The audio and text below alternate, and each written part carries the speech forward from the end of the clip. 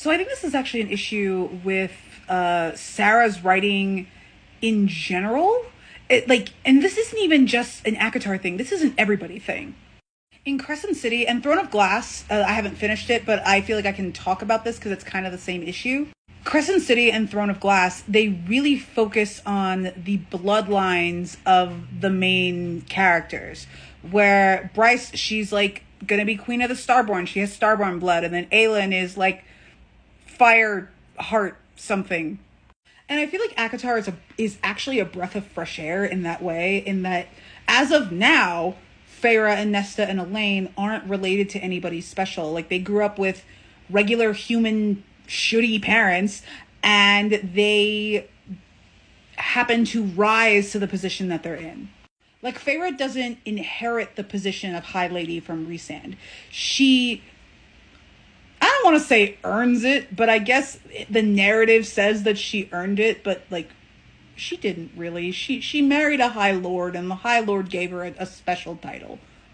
And I feel like on my ACOTAR 6 wish list, if we get Tamlin back, because we did get an appearance of Tamlin in ACOTAR 5 with Tamlin talking to Nesta, I feel like in ACOTAR 6, what I would want is I would want someone to call attention to this.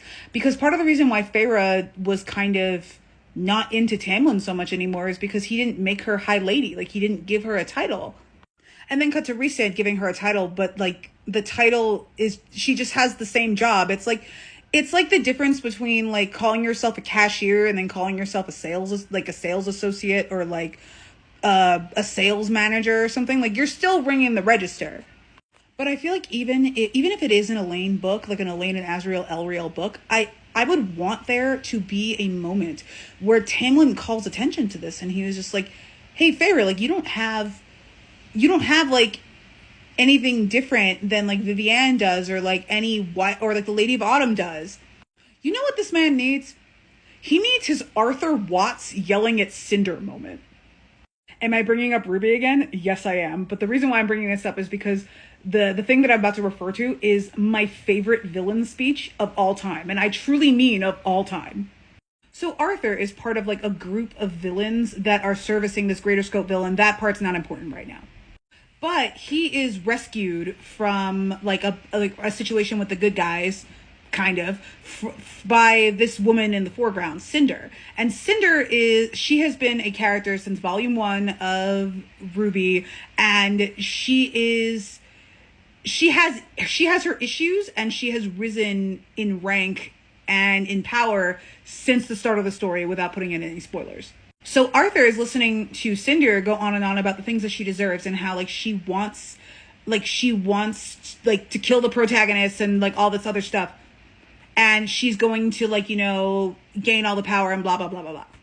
And then Arthur just starts laughing, and like Cinder gets mad, and she actually is dangling him off a building while Arthur is saying this, and Arthur is just like, you think that you deserve all these things because you've suffered, but like, no, that's not what makes you deserve things. Like, your suffering just means that you've suffered. It doesn't mean that you are capable of doing anything that you set out to do. You can't just be strong. You have to be smart. You can't just be deserving. You have to be worthy.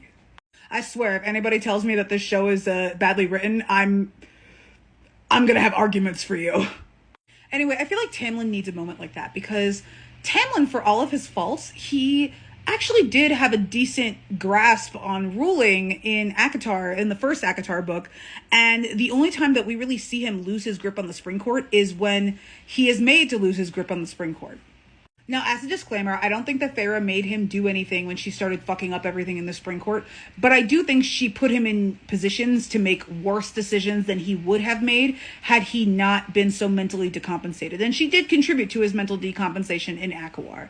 In ACOMAF, no, that was all him. That was all him, like, responding to his trauma and all that, and Feyre did suffer for it.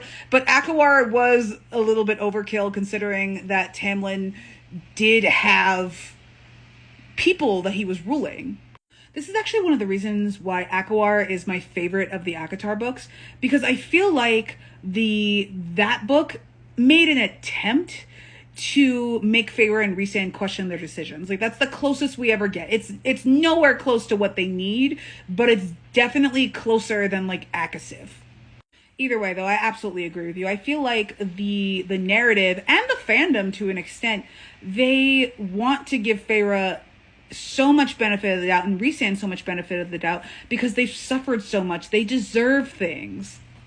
You even see this in the ship war where it's like, oh, Elaine shouldn't get to pick like whoever she ends up with because like she shouldn't get to choose Azriel. She should just get with Lucien because Lucien has been through so much. He has suffered so much. He deserves a happily ever after.